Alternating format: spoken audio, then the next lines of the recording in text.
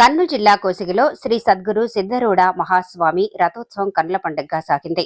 గత 3 రోజులుగా శ్రీ సద్గురు ఆరూఢ జ్యోతి శాంతాశ్రమంలో శ్రీ సద్గురు సిద్ధరూఢ 9వ వార్షికోత్సవ జాతర జ్ఞాన దాసోహ కార్యక్రమాలను ఆలయ కమిటీ సభ్యులు అంగరంగ వైభవంగా నిర్వహించారు. ఈ సందర్భంగా శ్రీ పరమ పూజ్య సద్గురు శ్రీ సిద్ధరూఢ మహాస్వాముల వారికి అభిషేకం, సహస్ర బిల్వార్చన, మహామంగళహారతులు వంటి ప్రత్యేక పూజలు చేసి భక్తులు మొక్కులు తెచ్చుకున్నారు.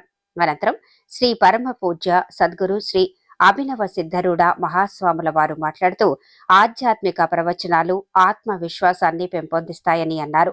త్రిమూర్తుల్లో ఒకరైన శివుని అవతారమే ఈ సిద్ధరూఢ స్వామి అని తెలిపారు.